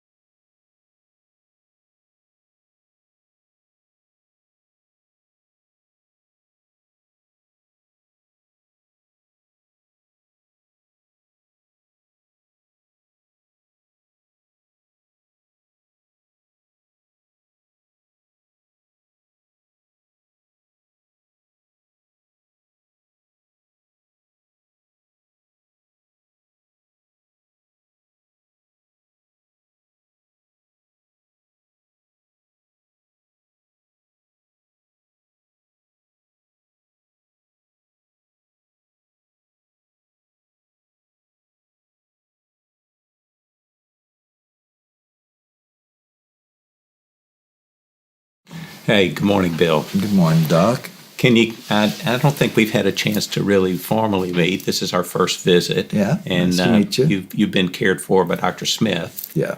And Dr. Smith is a great doctor. He sure is. I liked him a lot. Yeah. He's taking good care of me. Yeah. So tell me what we're seeing you for today. Tell me what kind of problems are you having? I just need some more hydrocodone prescription for my back pain. Okay. Can you describe your back pain for me and kind of tell me how that how you're managing that pain? Well, it starts in my lower back, and it'll shoot down through my butt and down my leg, and sometimes it gets into my calves so bad, it cramps so bad I can't move. I can hardly breathe when it cramps up. It's kind of like a burning pain and stabbing. So have you always had that kind of leg pain as a complication of your back pain? Well, it started after the accident. It started just in my back, and then it went all the way down. I think it's sciatica. Okay. Now, have you had any recent evaluation of that? Have you had any x-rays or MRI or anything to look at that? Not since the accident. Okay. So tell me about, now you mentioned that the accident caused the original back problem. Mm-hmm. Have you been able to work as a result of the back accident or the back pain? Has that impacted that? Yeah, I can't work anymore. I used to work in a warehouse, and I can't walk like that anymore. The pain is just so bad, so I can't work now. I'm trying to get on disability. Okay. And tell me a little bit about your daily activities at home. Are you able to walk? Do you get outside? Do you do things around the house? Not really. Pretty much I'm kind of laying flat or just sitting still because that makes it feel a little better. Okay. Sitting kind of hurts, like it hurts now while I'm sitting here with you. If I lay down, it's a little better. So I pretty much just watch TV. Are you having to take extra pain medicine beside the 3 that we've prescribed on a daily basis? Well, sometimes I do. Sometimes it gets really bad. I'll take an extra one just to, make it a little bit better. Okay. Yeah. I noticed in your chart that the medical assistant ran into your wife in the waiting room, and she was pretty concerned about how you're doing. Do you have any insight about what she might be concerned about? I don't know. Sometimes she just gets on my nerves. I guess sometimes I can get a little irritable, a little testy with her. Mm-hmm. It's not her fault, really. It's maybe just more mine. I'm kind of frustrated. I can't do what I used to do. Sure. I'm tired all the time. I have difficulty falling asleep, and then I wake up several times during the middle of the night. And maybe I'm just tired. Maybe I just need to sleep. Maybe a sleeping pill would help. Well, I think that's probably not something we want to use at this point. There are some different ways I think we can help your back pain. Mm-hmm. One of the things that happens is that patients, and again, we're new, our relationship's new, and you're going to have to be able to, over time, trust me in the recommendations that we're going to make. Mm-hmm. But, when we review your chart prior to the visit today, there's some clear suggestions that the medication is probably not where we want to be from a treatment plan standpoint. And Do you think I need some more? Well, no, you've confirmed that the medicines really aren't doing what your doctor prescribed them to do. Well, they definitely make the pain tolerable. I understand. But again, those medicines are probably contributing to problems in your body that are a direct result of the medication.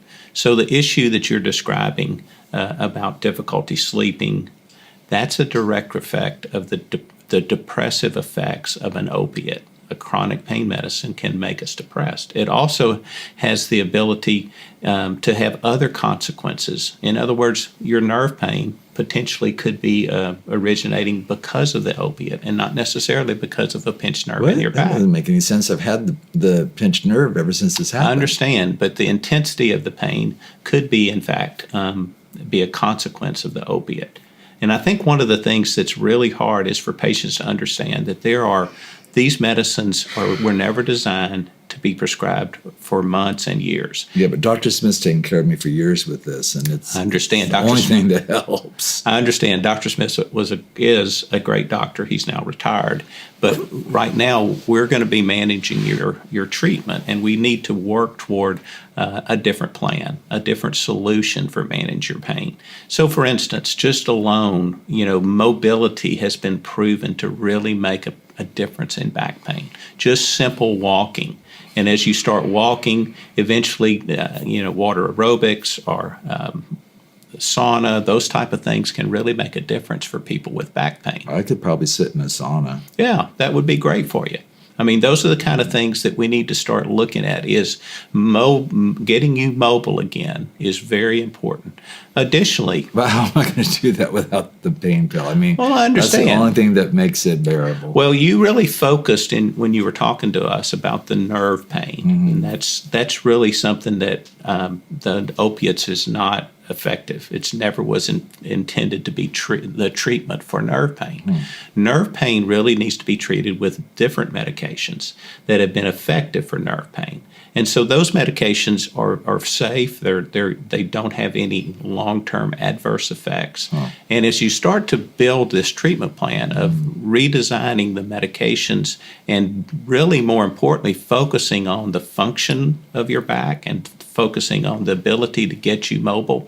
I mean, you're sitting there, you're uncomfortable just sitting in this chair. Yeah, I am. The reality is if you got up and walked on a regular basis, the pain initially might be painful, but you'll eventually start getting less pain because your function's improved. So I would really like for us to focus on, when we look at the effects of the narcotic, it's something that we're going to have to very slowly over time, as we get the nerve pain better with a new medicine, we'll start reducing your opiates very slowly. I know that's scary for you. But, Well, yeah, because I don't know about this new medicine. What if it doesn't work? well, I can tell you that we have got a great deal of experience with the medications for this neuropathic pain, and that neuropathic pain will respond to this medicine. We have to adjust the dose. Once that pain's better, once we've got you moving, I think then you will feel comfortable enough with a reduction in the pain medicines. Will that help with my energy? Well, I tell you, that's an important question. Thank you for asking that, because really when we think about another complication, we see depression, and I think you have a lot of symptoms to suggest depression. And again, anybody that lost their job as a result of a back injury, they have chronic pain, and now they have chronic opiate use, you're in a perfect scenario to have a complication like depression. It's chronic opiate use. That word makes it sound like I'm an addict or something. Yeah. No, well, there's a difference between addiction and tolerance. We know that the drug itself will cause behavior in a person that's a direct result of the medication, and not that they have an addictive problem or an addictive personality. Those things are very, very different. And we're going to approach this as that part of the complication is that you're needing more and more pain medicine because it's not working. So we don't keep doing something that's not working. We have to do things that are going to work. And we know with your particular illness that we can do things that will really make a difference for your pain. Okay. And there, as we look at treating depression, we'll want to do some other tests. There's a couple of more objective tests that we can do to measure your depression, and then we can follow it. But the medications we use for depression also sometimes are very effective for nerve pain. So Do you think I need an antidepressant? Yeah, I think that's probably going to be part of your treatment plan, because when people are depressed, it makes their pain worse. When we treat their depression, their perception of pain actually improves. So, when you look at treating the nerve pain with a very specific nerve pain medicine and then adding a medication for depression, then we give you the tools to now go and get better. You have every capacity to get better. And that's the part that we have to, you're not getting better with what we're doing now. And I think doing this change in your approach, with a medication adjustment, with some activity, maybe some physical therapy, water aerobics, those kind of things, those are really going to make a difference. We know that just exercising will make your brain better in terms of your depression. There are things chemically that exercise does for your brain. How's that? It's pretty amazing. There are things called endorphins that if we work hard or if we increase our activity and build up our tolerance to activity, you can actually get benefit from depression. So this is not just about medications. It's a whole menu of things that we really need to do. And I respect where you are and what you've been through. But again, the future is bright for you if you're able to help us work through this. So here's the only thing. It just sounds like a lot. I mean, right now I just take my pill and I feel better, and now it sounds like a lot. Yeah. Am I going to be able to? So look at your life now. Is your life better or worse than it was 5 years ago? It's worse. Okay. So we have a chance for it to be better. So if you'll work with us, I know it's hard when you've got dealing with a new doctor and we're having tough conversations, but I think these are the right conversations for us to have. So are you okay with trusting us to begin to help you down this road to getting better? Yeah, but as long as if the pain hurts, we're going to go slow with stuff, right? We'll go at a pace that's the right pace for you. We'll do these other things, get those in place first, and then we'll begin that process of reducing the medication. All right. Good morning. Hi, Doctor. Good morning. Hi, how are you doing? I brought your favorite Thanks. oatmeal. Oatmeal raisin? Yes, oatmeal Awesome. raisin. Thank you very much. You're welcome. So what brings you in today? Oh my God, I cannot move my neck. I don't know if it's possible that it's getting worse, but I can't, yeah. Okay. I'm sorry to hear that. From what I remember, you had a car wreck about 6 months ago. 6 months ago, the whiplash and yeah. And we tried the hydrocodone then to help with it. But you're still taking it. Yeah, and I feel like I need to take more to get the same effect. I don't know, and I'm working a lot, and I know that maybe I'm overdoing it. I don't know. It seems as though it's certainly not getting better. Okay.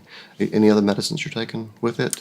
No, sometimes at night, I have a really busy day and running around after 2 little kids. Sometimes I start getting really worried, like I'm not keeping up, and if I can't sleep, I'll sometimes take like Tylenol PM because it kind of, I don't know, makes me a little bit more tired. Okay. But not for the pain, just mainly so I can just go to sleep. Gotcha. Yeah. Gotcha.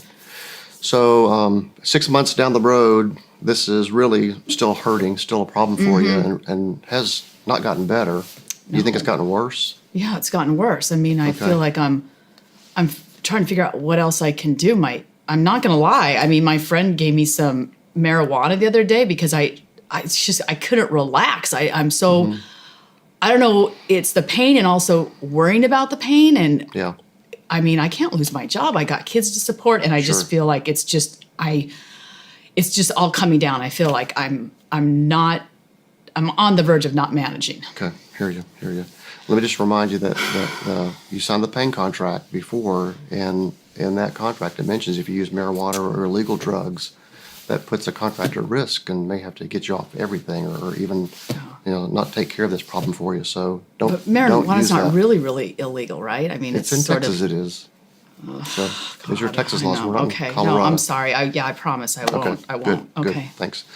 And from what I remember from before, you mentioned to me that when you were married, you'd had some problems. Yeah, before he in the was a real marriage, nice guy. Were you ever injured in any? It did get physical a couple times. That's what kind of got me out of it. And he would sort of do the grabbing and shaking, but I think maybe the accident re-injured something there. But I remember, bruising, but nothing to this degree. Okay. If that makes sense. Yeah. So did you ever see anybody anybody in the behavioral health field around the time of the injury or going through your divorce? No, I think I was just so focused on just doing what I had to do to not make anything worse and kind of get out. I didn't even talk to my doctor at the time. I just sort of got out, but no like therapy or counseling. If that's what you mean. Behind you. Yeah. I understand. Yeah. So you mentioned to me that you're worried about losing your job. You've missed work because of your neck, and it sounds like you're very stiff today as you're moving around. Have you ever tried anything? Physical therapy, yoga, anything that would help I used to like to exercise, but now I'm afraid of doing anything. How am I going to do yoga if I can't move my neck? So I think I'm guarding it and protecting it because I'm afraid it might make it worse. Yeah, that's common. That's common. Okay. But, if you enjoyed yoga, I would really encourage you to get back into that. And it's common that people think if they feel pain, they're causing harm. That actually isn't true. Actually, it's stretching that out would actually help you as well. So I'd encourage you to get into some yoga. Even walking, other exercise can really help also rewire the way your brain perceives pain. So start on that as well. Okay, yeah, and I'm gaining weight by being so lazy, not moving. So I need to do something probably. So that'll help with the weight. But will you start on that as well as the medicines we're talking about? Okay. Okay, great. We'll try. I appreciate it. Okay, well, there's a possibility in my mind that 6 months down the road, still taking the hydrocodone, not really doing any better, maybe doing worse. In fact, your ability to do your job and to keep up with things is actually worse than it was 3 weeks after the accident. So it's possible that, believe it or not, the hydrocodone might be the problem rather than the solution. And there's some good evidence now that in some people, being on opiates for a long time like you've been can actually make the problem worse. And the good news is that there's also evidence that other medications in the place of that can be beneficial and can help get the pain better. The pain may never be totally gone, but it can be a lot better. And remember, what we're searching for here isn't to have your pain gone, but to have your function better, to have you be able to do your job, feel good during the day, take care of your family, and not be worrying about missing work or losing your job. Yeah, I feel like I'm all of that. Yeah, even though the pain's bad, I'm still worrying about if it's ever going to. I'm not even looking for it to go away. I would be happy with like 50% reduction at this point. I can't even move. Yeah, maybe we could even get better than that. But what I'd like to suggest to you is that maybe we try getting the dose of hydrocodone decreased, eventually maybe stopped, hopefully stopped, but in its place try something else that would help maybe even better with this. It'd be a slow process. It wouldn't be just cutting you off the medicine, and it would be us working together to try to make that happen. Would you consider something like that? Well, I would, but I think I'm just concerned, like if I'm taking Tylenol at night and that doesn't do anything, I mean, and I know this stuff I'm on is considered pretty hardcore. I mean, what else is there? That's what would worry me is that it's just going to get worse, and at least I can manage and get through my day when I'm on the medication. Right. Well, one thing that happens when you're on opiates for a while is that they actually become part of the problem, and they can actually make your pain feel worse. We're learning this now as we learn more as we do more research on the subject, and there's other medications that aren't opiates that affect the way your body and your brain perceive pain, and we can talk about it more over future visits, but the evidence suggests that being on these medicines actually can help change the pathways in your brain that are wired to have you feel pain, and can help your pain actually be better and be improved. And a lot of people can actually get off of opiates, and you may not realize it, but they're probably causing you to feel fatigued, to not maybe think as clearly as you'd like to be thinking, and to not really enjoy life as much as you would like to. And most patients who get off opiates look back and they say, wow, I can't believe how much better I feel. So if you'd be willing to work with me, I'd be willing to work with you to try to make this happen. Okay. I just feel that is it going to get worse before it gets better, because I can't afford to take any more time off of work. Well, our goal would be to work together to have you, start a new medication, keep you on the hydrocodone at first, and then slowly begin to taper that down. And you might feel a little bit worse for a little while, but it'd be short-lived, and it would be, it'd be in the goal of eventually having less pain and having better function and being off the opiates. I know that makes you nervous. It does. I think that's the other thing too. Is there something I should take for my anxiety? Well, I mean, these medicines I would be thinking about can actually help anxiety like Valium as well. Or something? No, that'd be the wrong thing. Okay, because my mom did a lot of that, and I don't want to. I don't want to. You wouldn't want to do that either. Okay. But and then the other thing I was thinking was that I really think that maybe there could be a component of this that might be helped if you saw a counselor, somebody who could talk to you about the experiences you had before with your husband, and there could be some psychological issues that are also influencing the way you're perceiving this pain. And so I've got some really good folks I'm thinking about. I'd love to have you at least just talk to and see if they could also help you change the way you think, so that that would also, I'll bet you, help you get through this and help us succeed in getting you off the opiates. But will my insurance pay for that? Most insurances will. We can check and work with you on that. Okay. I trust you, but I feel it just makes me a little nervous because I feel like, gosh, if that wasn't working, what else could possibly work? Yeah. Well, I appreciate your trust, and honestly, I think there's a very good chance we can get you off the meds and have you feeling better. But we'll have to work together on it, and you'll have to be willing to keep trusting me, even if it seems like there's a little setback. Okay. But I'm available if you have problems or worries. I want to hear from you, and I'll be there with you as we work through this. Okay. You want to give it a try? All right. All right, good deal. All right. All right, very good. Well, good morning, Sue. Hi, good morning, doctor. Can you tell me how you've been doing since we last visited? Oh, I think I'm getting worse. The pain has not gotten any better, and I feel like I'm really going downhill. I'm getting sick a lot more. I don't feel good at all. So where is your pain, and kind of tell me about what are you experiencing when the pain seems to be getting worse? Oh, it's like, I feel like daily it's like at about a level 9, 10. I get up, it hurts immediately, so I immediately have to take my medication, and then it just starts, it feels like it's burning, throbbing, and I feel that if I stand on it too long, that makes it worse. Walking hurts, so I feel like I have to lay down a lot during the day, and it's just very uncomfortable. So how often are you having to take extra pain medicine? Well, I would say probably every 2 to 3 hours. It wears off. It always wears off by hour 3. Okay. Are you having any effect on your sleep during this time? Yeah, I don't sleep. I think I probably am lucky if I get an hour or 2 a night. Wow. Tossing, turning. Wow. So how about, are you able to perform your normal activities during the day? No. I mean, I don't think I have for a while, but now my poor husband, he's like, but I told him it's sort of like payback. But Yeah, he'll have to help with the chores. I can't even get in the kitchen and cook because I can't stand. So can you talk a little bit about the quality of the pain? What's it feel like? Is it a burning pain, a pulling pain, a tearing pain? It's burning, it's throbbing. It feels like sometimes it almost could go numb because the pain's so bad. I feel like, but I always know it's there. So how are things with you and your husband in terms of is he helping you in any way with coping through this time, or how's your relationship as a result of having all this pain? I think he's sick of it. I mean, I'm sick of me. So, yeah.